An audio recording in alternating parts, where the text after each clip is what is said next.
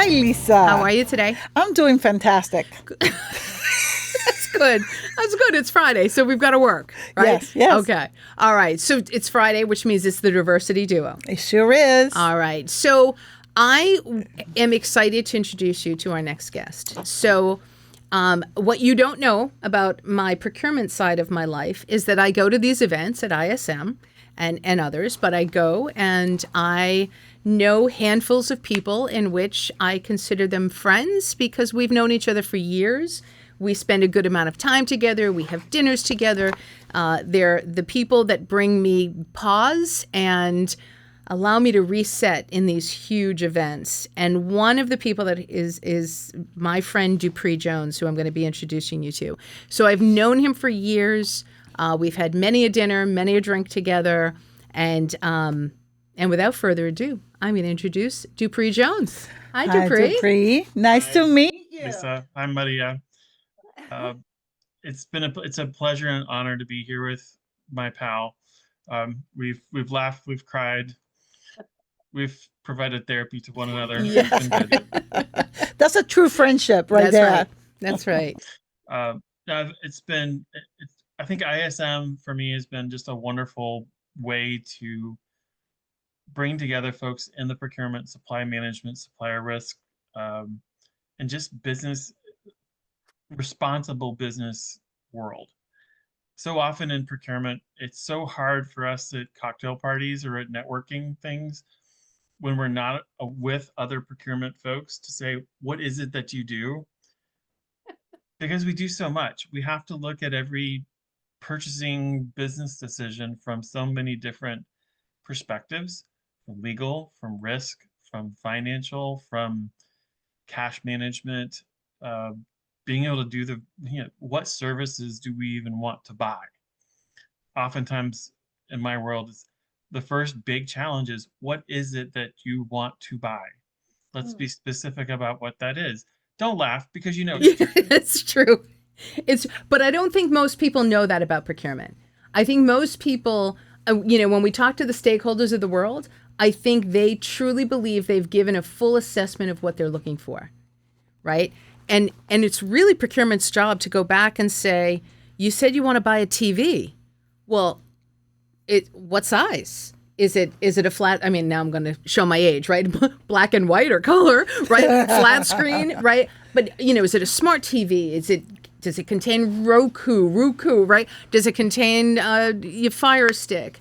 These are the questions. So I am kind of laughing because I don't know that people understand just how imperative interviewing skills are for procurement. Well, I almost consider it therapy. Like also when you look at a whole category and you're coming in, what keeps you up at night? What do you love about this area? Did you realize you're spending $300 million on X with this company? Did you not realize that they went bankrupt and thank God 2 months later someone acquired them? I've seen that twice. Yeah. Seen that twice. Same company. Oh, come on. Same staffing company used by two different corporations. Didn't realize it. Okay. All right. Yeah, it's a good time. Yeah. But I think in procurement also, I also think that when we think about government procurement, because that's how I started, is people don't quite understand how rigorous government procurement is and I respect that about our U.S. our federal procurement people is I think they're underappreciated as well because the scrutiny that they have to apply when looking at who can do the work, how they can do the work, the rigor, the criteria, objective fact-based criteria they use for that is pretty labor intensive as the bidder, but also as the contract specialist or those people on the technical and commercial side. And to make those important decisions. Also with the pressure of congressional appropriations and budgets by different agencies and so forth and how it trickles down. I'm just going to keep it at that level. Yep. To remain diplomatic. Yeah, no, we don't. We point to the federal government a lot. We don't need to dive in, but I do see one of the additional challenges is when consistency isn't sitting in place for procurement, right? And that's one of the that's the biggest risk mitigator, right? How do you want to mitigate risk? Be consistent. Across the board, I'm going to put that is most likely the first stepping stone to risk mitigation. And my heart kind of goes out a little bit to these federal employees right now who are trying to play, because procurement, we play by rules. Rules are, we will play by whatever rule you've set for us, and we're going to play by that, and that's it. Because I often used to say, it allows me not to have to think. I'm going to change that language to. I think it gives you freedom to be creative within those the boundaries, and that's exactly it. The guardrails are set, and you don't care if I'm too far in any kind of, I don't want to say left or right with any indication of politics, but in regards to sticking to the rules, I'm going to stay in that lane, and I'm going to do whatever's best to get that best value, that lowest price, that most consistent. Right. Well, it's the same time I think we're able to put emotion on the back burner. We're putting facts in front of this and making it a fact-based decision. I learned this lesson at Delta Airlines. I was right after grad school. I had the opportunity to join Delta Airlines when they and Northwest Airlines were coming in with a merger, and all the way up to Richard Anderson and now Ed Bastian. Awesome guy. If you ever had a chance to meet Ed Bastian, he's fantastic. His heart's in the right place. We did what's good for Delta. That was the rules of the road, is that the founder CE Woolman put in place. Let's do what's good for Delta. And we looked at fact. Our CPO continually said, let's put the facts on the table. It's business. It's not personal. We've got to make this merger successful. We've got a lot of people depending on the success of this experiment, shall we say, of a merger. It was awesome. Yeah, it worked because of those guardrails, like you said. Yeah. But I think it's also important. What was also wonderful about the Delta Airlines example and about the federal government example is they were corporate citizens as well.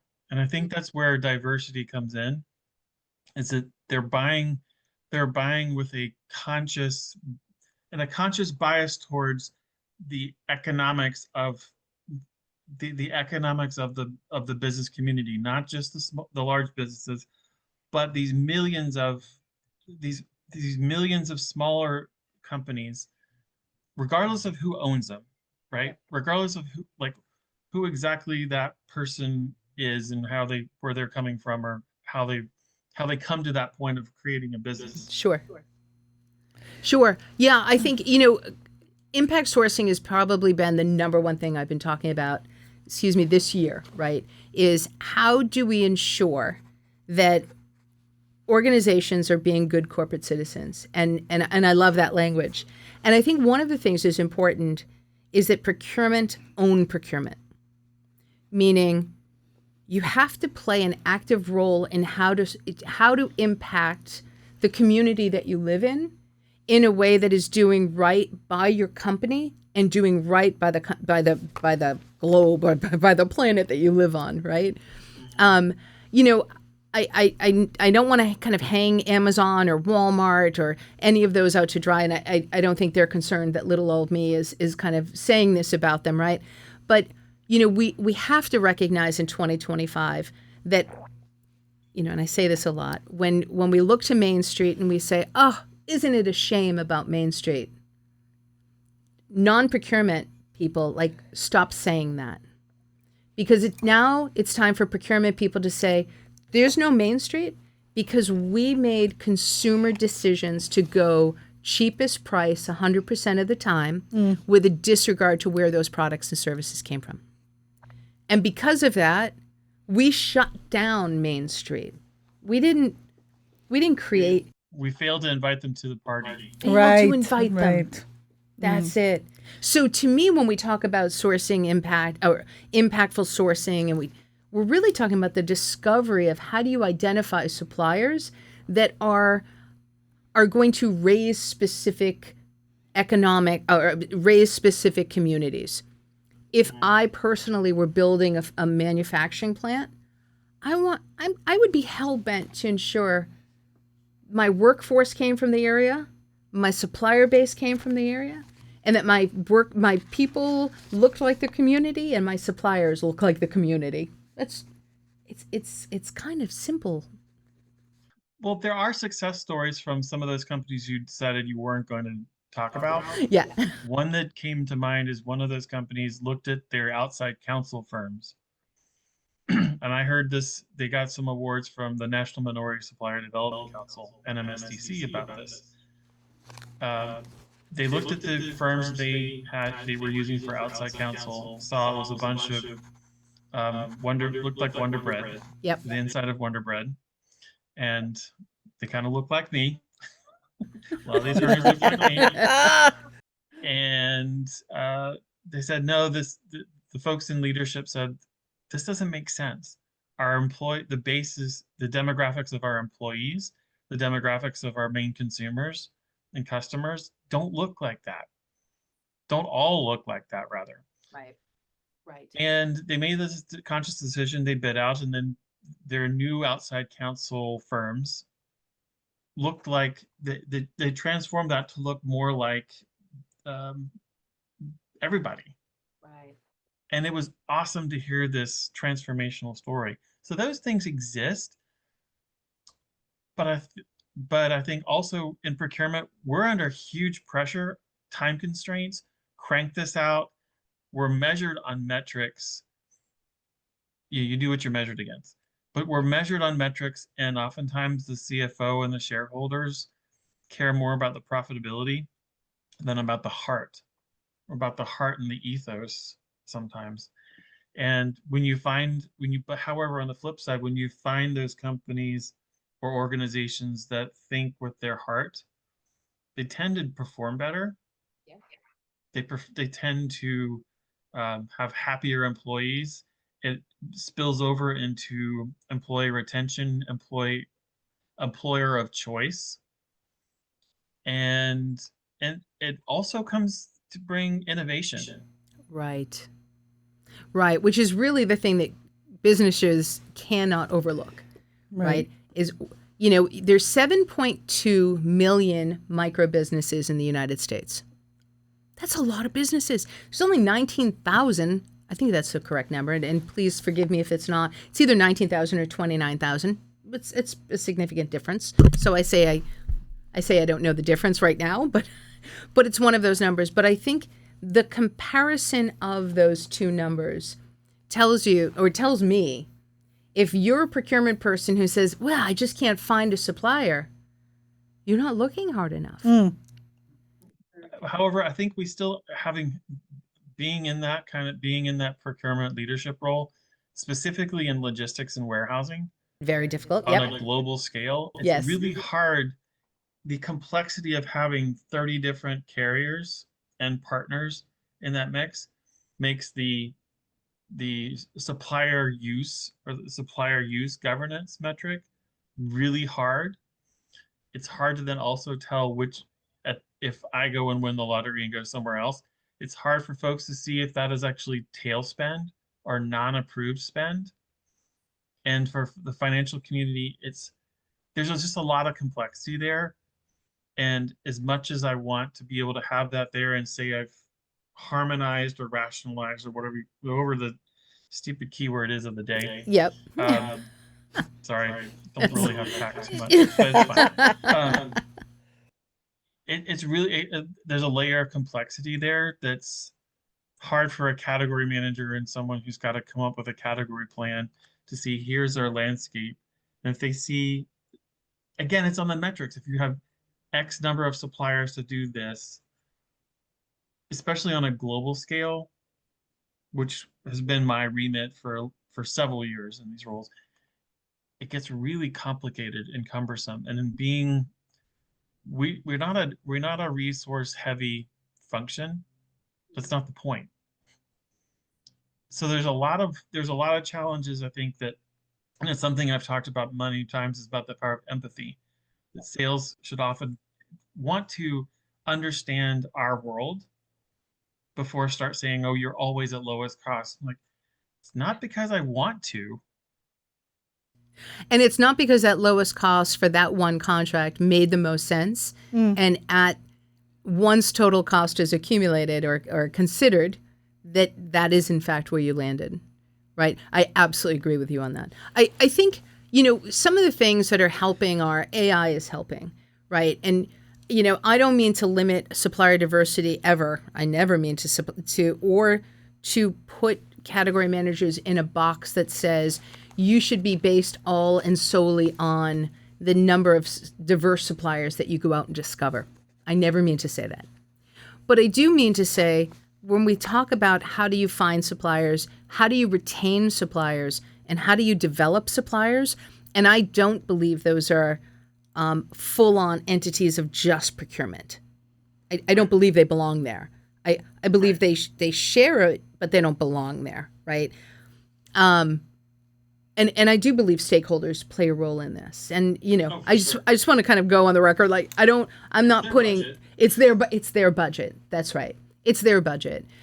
But procurement, yeah, I just believe that we have to do a little bit of a better job in going out and finding and not just kind of writing off particular categories, though I think there are certainly categories that are a little more difficult than others. But we have other resources to fall back on, right? How do we apply a tier 2 program? How do we ensure that tier 2 becomes part of our vernacular as we talk to supplier base? Well, tier 2 also needs to be tied into the metrics and into the organizational ethos of a procurement group and of the company as a whole. Again, if it's not a metric, IBM was a great example in my years there. The former head of supplier diversity had us also by our own performance metrics as a function. You've got to invite at least one. Some of my clients when I was at IBM had that mantra, had that metric. You must include one. There are others that from years ago, from 10 years ago, that was a thing. I hope and pray that I can't wait to find more and more companies that share that same philosophy, to be honest. It's just it's a huge challenge. Anytime where there's a downturn or some constraints in the economy, we're tasked with trying to find cost savings. And there's some instances where it's changing. We're not fully there yet, where we can say we're about delivering value, process value, efficiency value, working capital value, innovation, capability value that could come from everybody. Yeah. Do you want to? I'm sorry. Hogging up the time here. My apologies, Listen, the Maria. two of you, I can tell you're good friends. I'm like, whoa, let me just send signals here. I have a question for you. I know that the first thing you mentioned before we jump into recording the episode was that you want to talk about diversity, equity, and inclusion. What's keeping you up at night when it comes to this topic? Lots of things. I use my prior to procurement, I had a few years on Capitol Hill and in the Senate, U.S. Senate, but also in the German Parliament. So I've seen it in two different federal government models. But I also see, and then having come into procurement, seeing supplier diversity as a function and seeing what all of the different slices or all the different subsets of what supplier diversity means within the U.S. government. And as Lisa and you, I know, both know, supplier diversity the concept did not originate in the federal government at all, more in the corporate sector, actually. But I think what keeps me up at night is people using these terms as a universal, absolute kind of way without really understanding the implications of simply doing a word search and removing and stopping programs, especially when it comes to business. Yes. Right. The disabled are within that. Disabled veterans are in that. That's correct. Women are in this.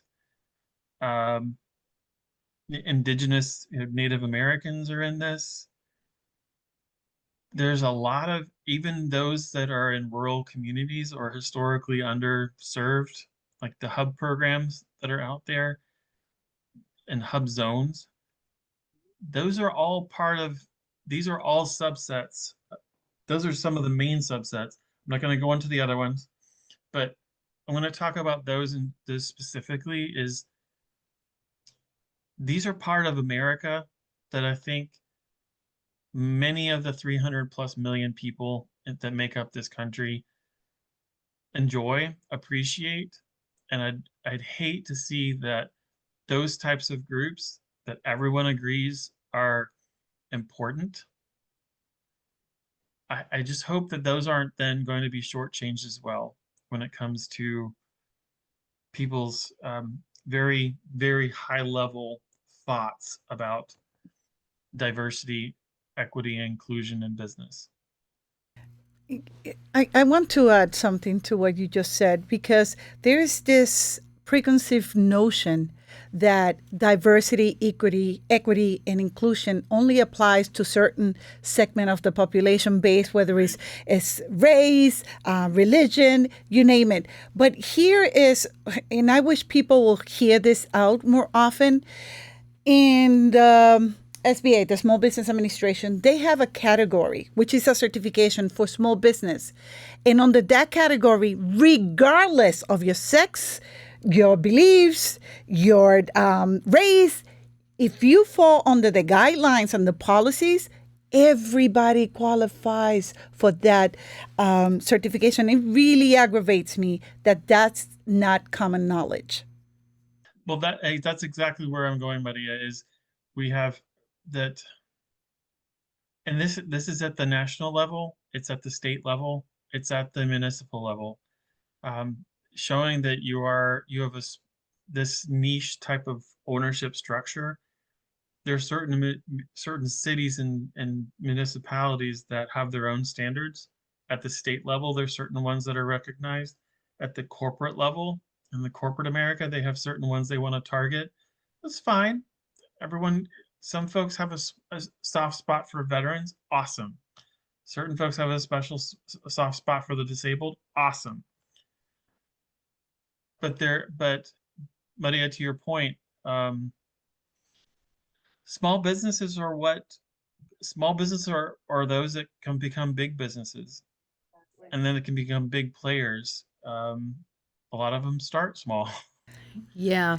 Most of them do. I think that to that point, I think that's where we see the lack of connection and the direction of bias is the ability to say, we're going to throw small business out with all of these other programs.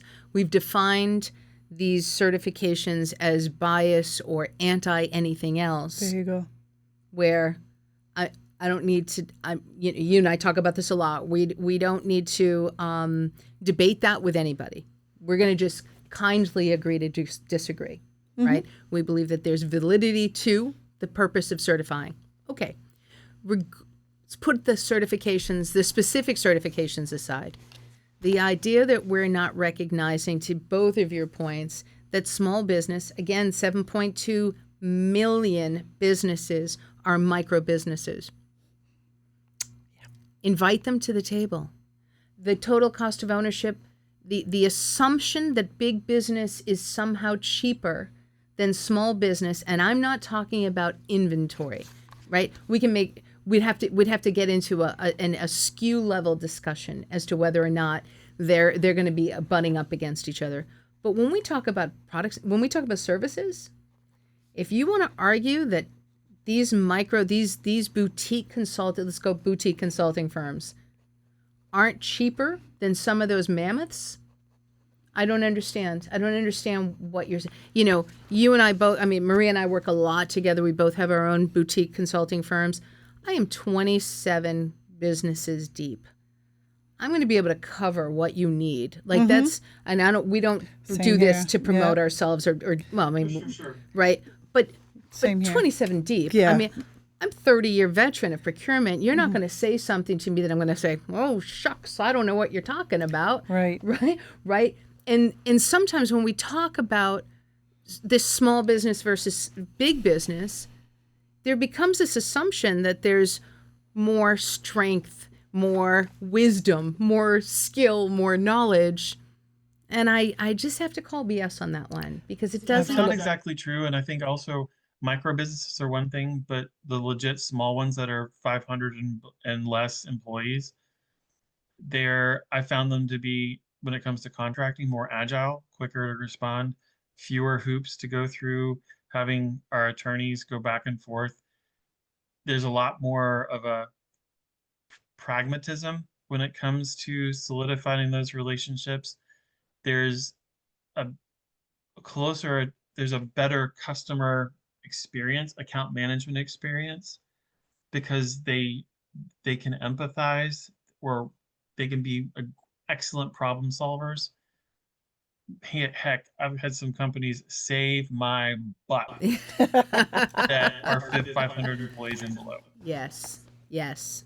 And they've Yeah. created custom solutions for me to prevent some pretty serious, you know what's. I was wondering what word you were going to use. Yeah. You know what's. Yeah. You know, like those abstract artists say, it's up to your interpretation. No, there's more agile. I think they tend to be more agile. They intend to be more willing to share and collaborate with you, co-develop, co-innovate,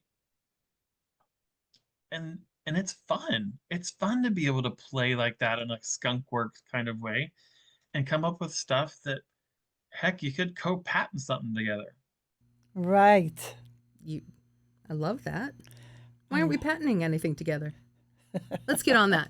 That's the next part. Okay, let's think about something we can patent together. I thought you were jumping in. No. Okay. So Dupre, I'm going to switch us because I think we're all on the same page on that, and I love that, and I love to, we love to talk about DEI, we love to talk about supplier diversity, Right. And I love to talk about procurement. So, you were the president of ISM for 3 years. 3 years for what's the region? The North Carolina, South Carolina, and Virginia. Mm-hmm. So did we call it anything, or just that? Is it like the tri? It's Carolinas, Virginia. Yeah. All right. I'm a big fan of ISM, right? It's, we're starting an ISM Massachusetts networking group up here.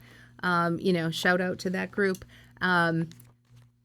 What are some of if you could talk a little bit, I'm going to turn it over to you. Why don't you talk a little bit about ISM and tell us, thoughts, benefits, anything you want to say? So ISM is the Institute for Supply Management. It's been around for over 100 years. It's the first of its kind to bring together the supply management purchasing community.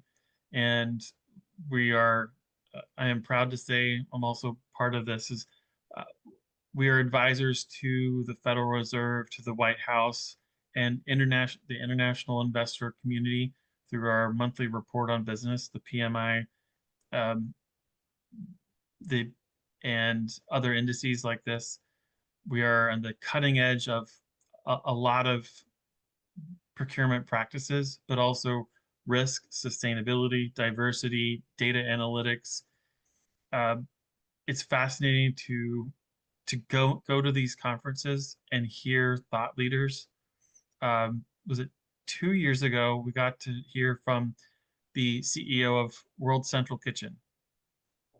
Absolutely jaw-droppingly charismatic man to help in Ukraine, to help in Israel with a lot of the conflicts that were there. And the way that he was able to then utilize some of the capabilities and passions of those people there to create these kinds of commercial operational partnerships. George W. Bush, another leader that I wouldn't have thought would be interested in coming and in speaking, but through this kind of fireside chat, talked about how uh, nations and people thrive by building bridges, not by burning them. Mm. And Amen to that. uh, it was just a very genuine face-to-face type of thing. And Can other can things that I I've can I enjoyed go on are public record at the as chapter level Dupree? I'm going to locally, go we on. get I'm great Dupree. thought I'm going to leaders stop you too. here for a sec. I just want to go on public record to say George Bush could have been one of the best keynote speakers I've ever heard. No way. Period. Serious. Period. Wow. Okay. Period. I just feel like I really needed to kind of take this moment and promote that because I don't think any of our listeners probably would have thought they would have heard that from me. Right? He was funny.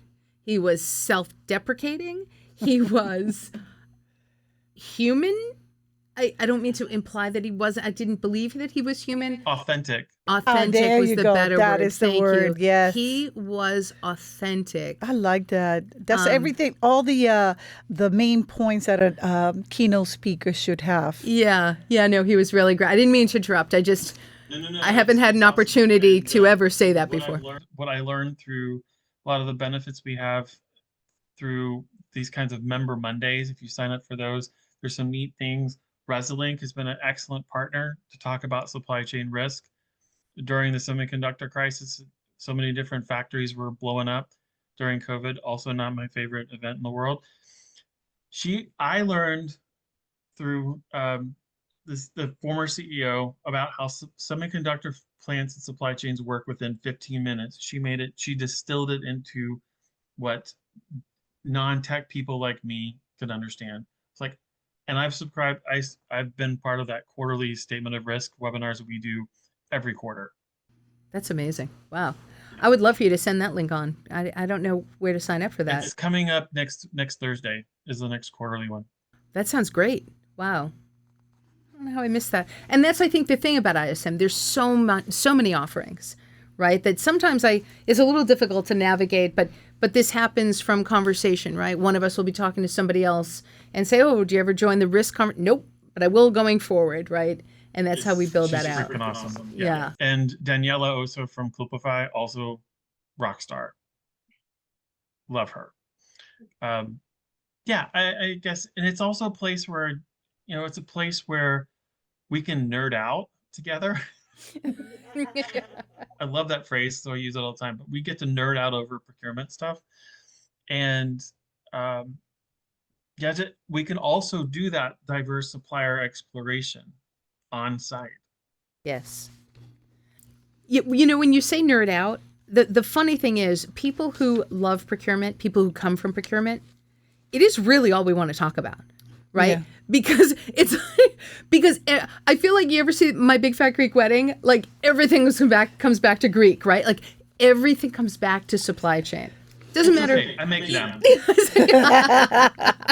It doesn't matter what stakeholder, what other department you're talking about. It's like, yeah, but let us tell you how supply chain makes that work better. Yeah, it's really funny. I love that part. I love that part of our get-togethers at the events. I hope to see you in Denver in 26. That'd be great. You have a question? I'm coming to that one. Okay. So I have a question. I know we have talked about procurement, DEI. So, and this is just grabbing from what you said. What advice will you give to procurement teams that are working across diverse regions? Don't forget where you came from. Oh, mic drop. Little community-based push. Yeah, I like that. No, but I mean, I don't know if you follow Phil Eidson. I've told him he's my hero, and then he tells me you're an idiot. But, he has the podcaster for Art of Procurement, and then he and Kelly have been able to branch out a lot of different things. But he often would ask, and the few years ago, he would ask, okay, did you fall into procurement? Did you find procurement, or did procurement find you? And many of us fell into procurement. I fell into procurement through project management, software development, project management. And I think if we fall into procurement, we fell into procurement for a reason. but we go home, we work, we have our families, we love our favorite restaurants. I'm a huge foodie, so American food isn't always what I want that day or that I cook that day. There's so many different people that are important to us that may be chosen family that may not look like us. Um, yeah, I guess, yeah, be careful, like remember where you came from and remember where you are as a person and seeing there can be you can have a soul in procurement. I love that. I love that. Oh my God, thank you. When you said the last part, it just gave me peace. No. So let's talk about challenges for 26. What are we thinking? What's your top 3 for procurement? What's your top for supplier diversity or sustainability? What are you seeing?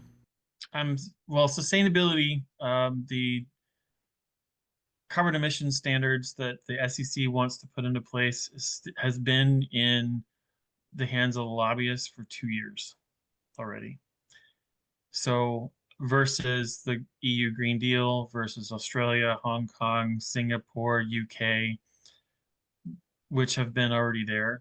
I think cybersecurity and data security, even with especially now that we're folding in AI and data analytics of large amounts of unstructured data, we still need to be very aware and trying to make sure even if you have SOC 1 and SOC 2 type compliance, go to the AICPA for folks who don't know this, and you can look it up, or the ISO standards 27001.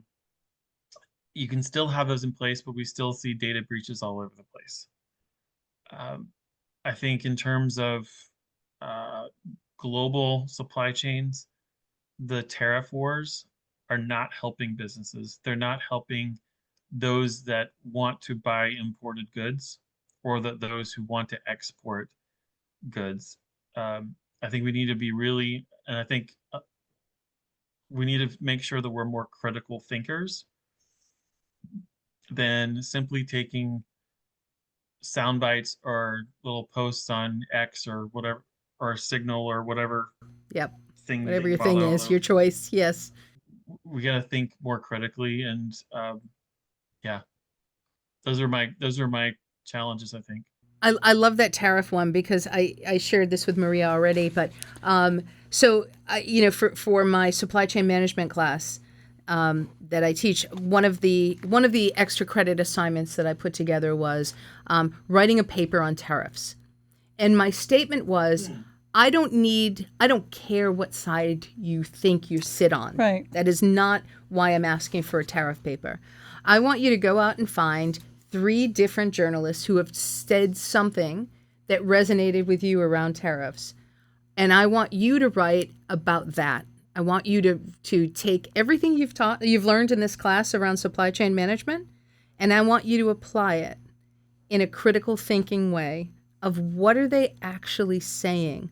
It was, I love to teach supply chain management based on the why more than give me the formula that describes, make versus buy. I don't care if you know the formula.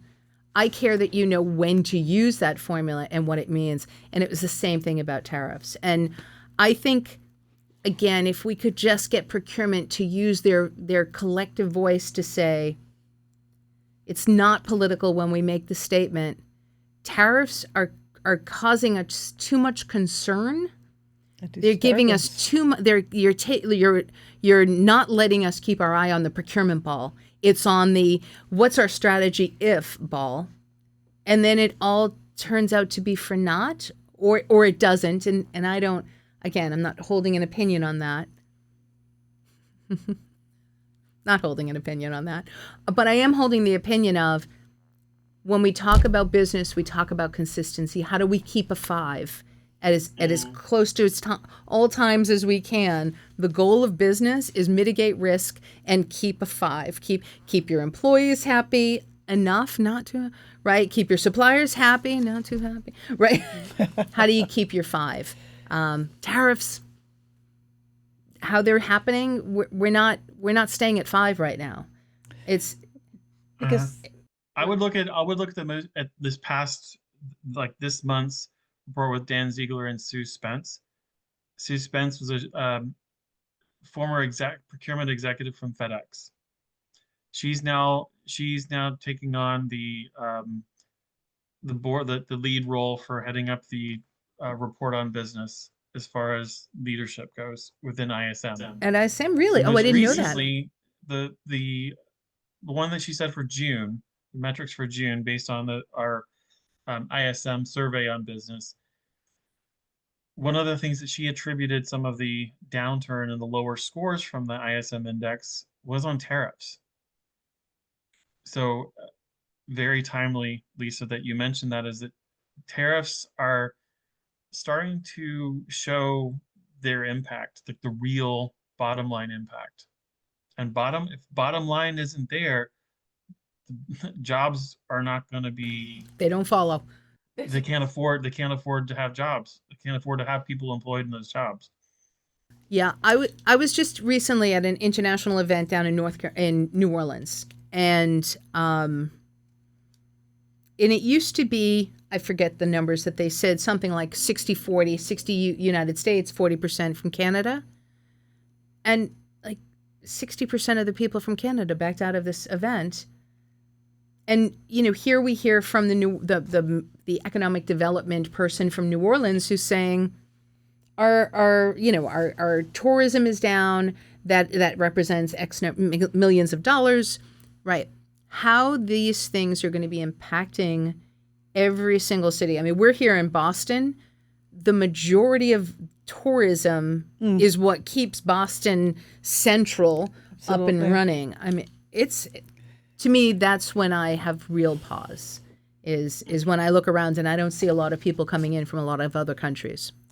For those who are listening in, for everybody, I think the recording from Dan's, if you're on LinkedIn, Dan Ziegler's, one of his posts, and from the ISM as well, has a recording of that.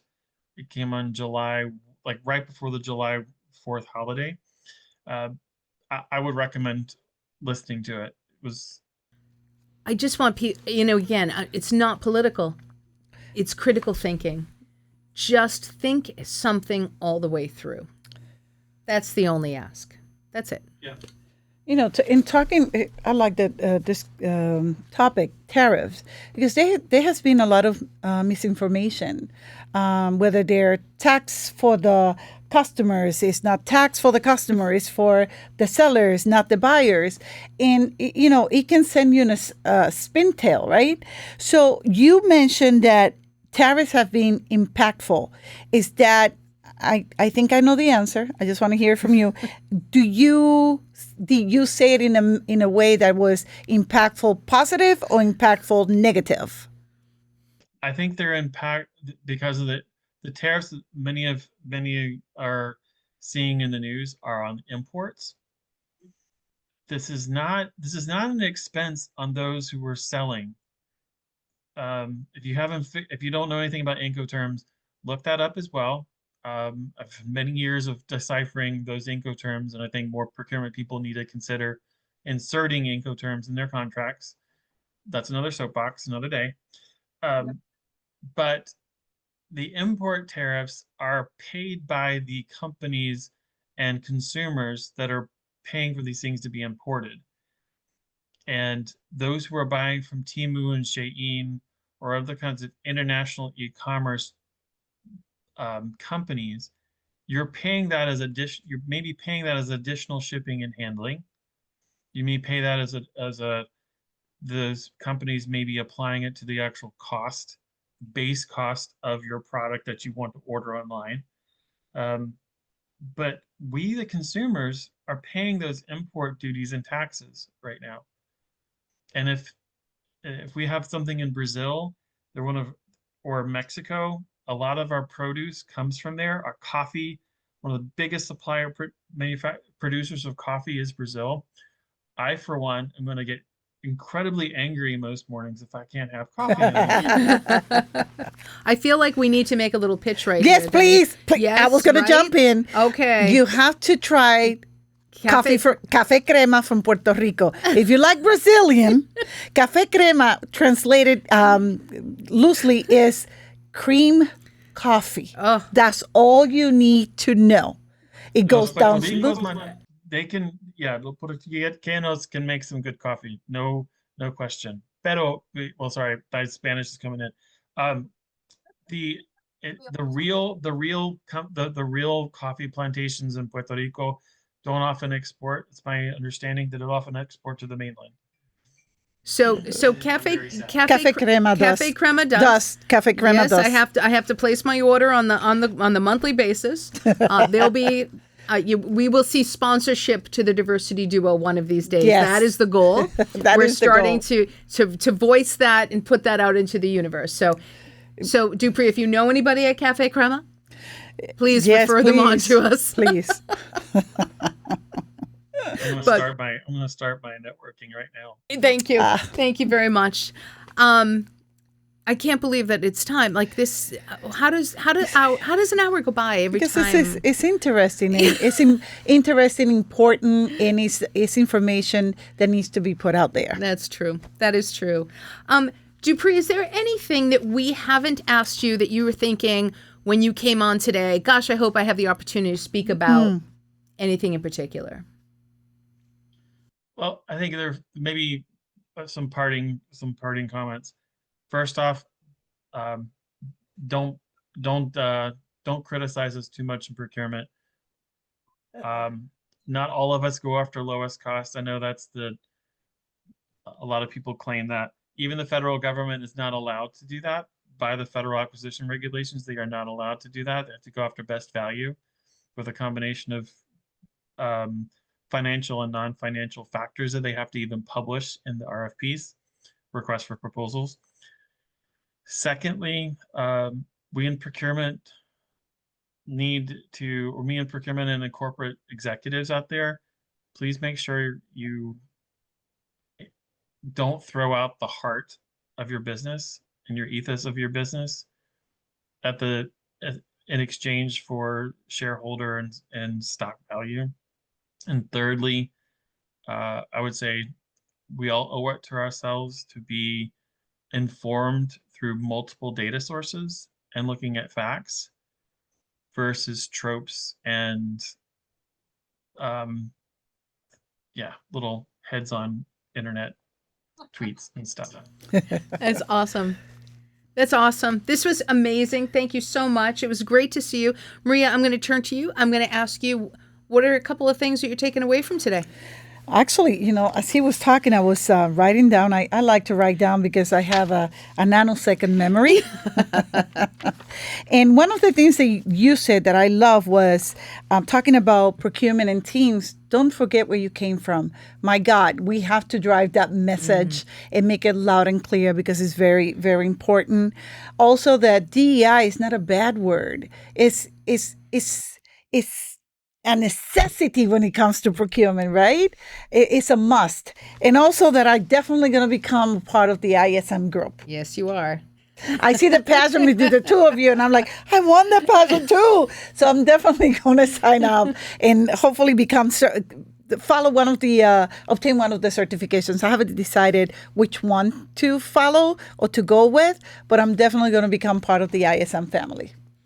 Well, the CPSM is 3 exams, 3 hours each. I was brain dead because I took one on one day and then the second and third on the next day. And there's 1,000. I had a printed study guides that were 1,000 pages. I was trying to cram in my brain. Oh my God. The supplier diversity one is really fascinating. I recommend it because it has a global reach, and sustainability. Here's my problem with Maria Gonzalez of M&A Supplier Diversity Consultants taking that particular. She should be teaching it.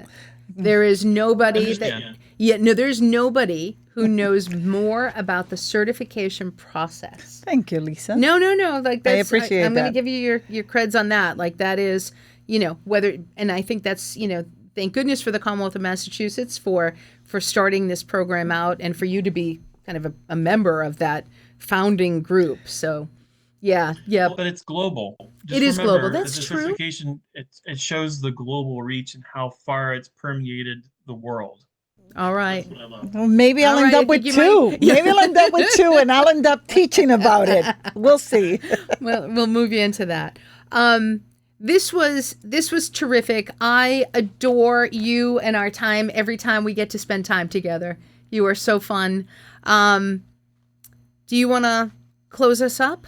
Yes. Thank you so much. It was a pleasure meeting you, and hopefully we'll stay connected. I would like that very much, so I can pick your brains about ISM, if for no other reason. Nah, just kidding. I hope that the listeners will enjoy this episode as much as Lisa and I did putting it together for you. I'd like to leave you with my favorite quote. Let's continue to amplify diverse voices and foster meaningful dialogues. Until then, this is Maria Gonzalez. And I'm Lisa Westgate. We're the Diversity Duo, and we will see you next week. Thanks, everybody.